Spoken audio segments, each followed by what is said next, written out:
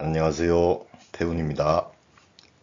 오늘은 피해야 할 궁합 중 첫 번째로 궁성 간의 충을 이해해 보실 텐데요. 6가지 형태의 충에 대해 먼저 살펴보시겠습니다. 우선 인신충과 사해충은 생지이자 역마의 글자들 간의 충인데요. 그래서 어떤 일의 시작 단계에서 충이 일어난다고 보시면 되겠고요. 그리고 좌우충과 묘유충은 왕지이자 도화의 글자들 간의 충이니 일의 진행 단계에서 일어나는 충이라고 보시면 되겠습니다. 그리고 마지막으로 토의 글자들 간의 충돌인 진술충과 충미충은 묘지이자 화계의 글자 간의 충돌이니 어떤 일의 마무리 단계에서 일어나는 충돌이라고 이해하시면 되겠습니다. 그럼 6가지 충의 형태 중 인신충부터 알아보시겠습니다. 인과 신의 충은 봄을 시작하는 기운인 인목과 가을이 시작되는 기운인 신금의 충돌인데요. 그래서 생장의 기운과 수렴 또는 수학의 기운 간의 충이 됩니다. 인목은 이제 봄이 시작되니 새롭게 뭔가를 시작하려고 하는데, 신금은 이제 가을로 접어드니 마무리를 하고 정리를 하려다 보니 서로 부딪히는 거죠. 그래서 인신충의 궁합이 되면 부부간에 예를 들어 아내분이 뭔가 한번 해보자고 하면 남편분이 그런 걸 괜히 뭐 하려고 하냐고 반대하겠죠. 그러면서 부부싸움이 될 겁니다. 그래서 인신충은 미래를 지향하는 계획성의 기운과 그러지 말고 그냥 현실에 만족하며 살자는 현실 안주 기운 간의 충돌이라고 보시면 되겠습니다. 만약 일지간의 충이라면 개인적인 성격이나 성향, 그리고 일상적인 문제들로 부딪힌다고 볼 수 있겠고, 월지간의 충이 되면 사회적인 문제, 즉 직업이나 직장 또는 밖에서 일어나는 일들에 대해 서로 의견이 안 맞게 되고, 그래서 부부간에 충이 일어난다 라고 보시면 되겠습니다. 그리고 인목은 인호술 삼합으로 화를 지향하는 기운이고요. 신금은 신자진 삼합의 수를 지향하는 기운이라 서로 간의 지향점이 틀리게 되는데요.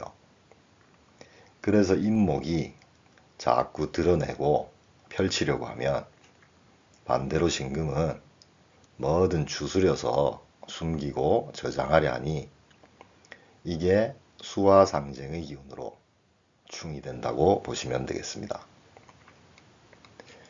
또한 인신충은 역마의 글자들끼리의 충인데요. 그래서 어떤 일이 시작될 때의 충이라고 볼 수 있겠고, 때문에 오히려 조기에 문제가 생기고 빨리 수습할 수 있다는 측면은 있게 됩니다. 그리고 역마의 기운들이니 이동과 관련된 문제나 이직 또는 이사나 주거 변동 등의 사안으로 충돌할 수도 있다고 보시면 되겠습니다. 또한 인신충은 금극목이라 금과 목이 다투는 금목 상쟁으로 볼 수 있는데요. 화와 수의 충돌에 비해 금목의 충돌은 현실적인 문제라고 볼 수 있고요. 때에 따라서는 우격다짐의 형태로도 나타날 수 있겠습니다. 물상으로는 신금의 도끼에 인목이라는 큰 나무가 맞서는 형국이니까요.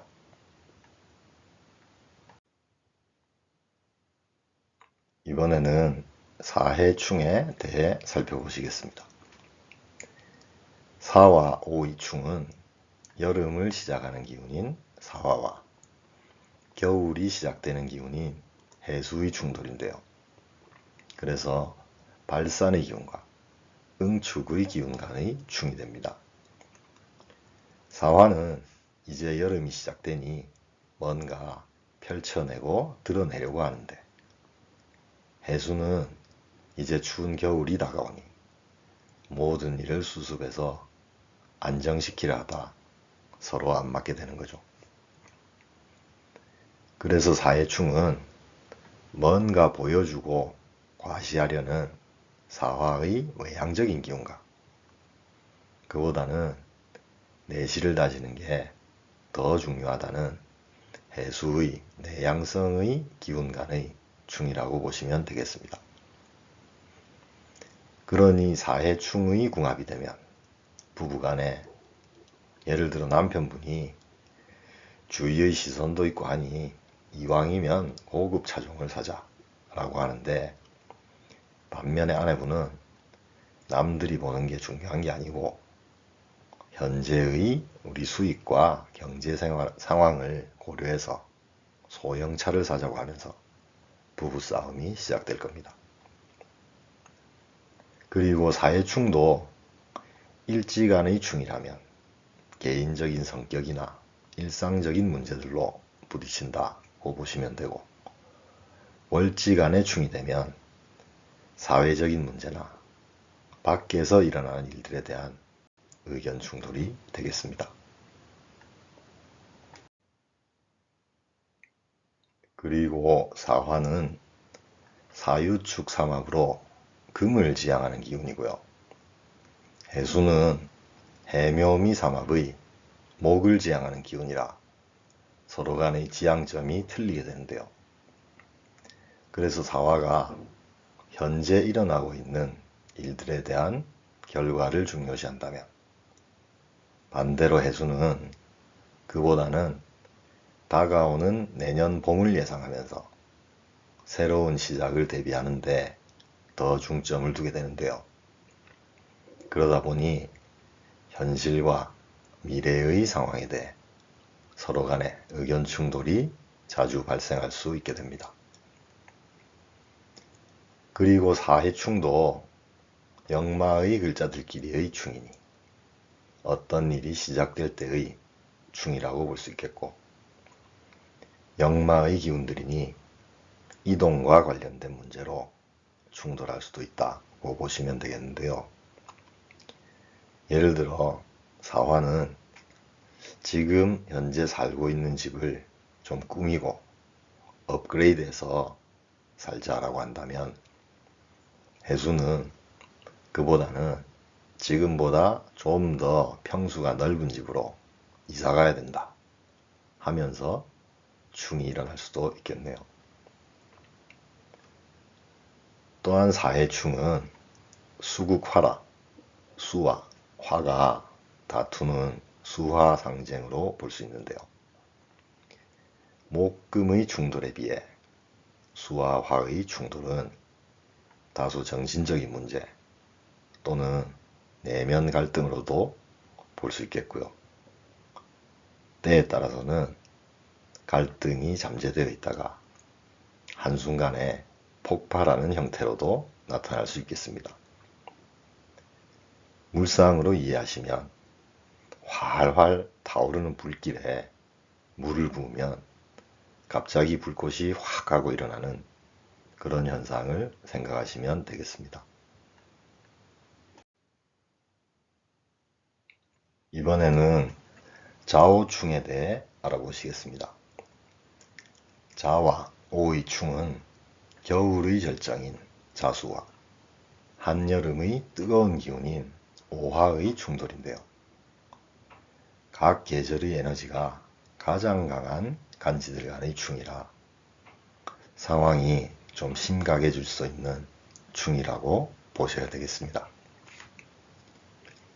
자수는 내실을 다지려 하는 대표적인 내향성 기운의 에너지인데, 정반대의 기운인 오화는 과시를 해야만 하는 외향성의 대표 에너지이니 서로가 서로를 전혀 이해 못하는 상황이 발생한다고도 볼 수가 있겠네요. 그리고 자수는 신자진 사막의 왕지이니 내면적이고 이지적인 매력을 가장 중시한다고 하면, 이에 반해 오화는 인호술 화사막의 왕지이니 외향적이고 화려한 매력을 드러내는지라 서로 간에 완전히 다른 성향에 의해 충이 일어날 수밖에 없다 라고 보시면 되겠습니다. 그리고 좌오충은 도화의 글자들끼리 충이니 서로 내가 제일 잘나고 이쁜데 그걸 몰라주고 인정해주지 않으니 충이 생기게 되고요. 또한 어떤 사안이 상당히 진행된 상태에서의 충이라 좀 수습하기가 힘든 측면도 있게 되는 게 좌오충이라고 보시면 되겠습니다. 또한 좌오충은 수국화라 수와 화가 다투는 수화 상쟁으로 볼 수 있는데요.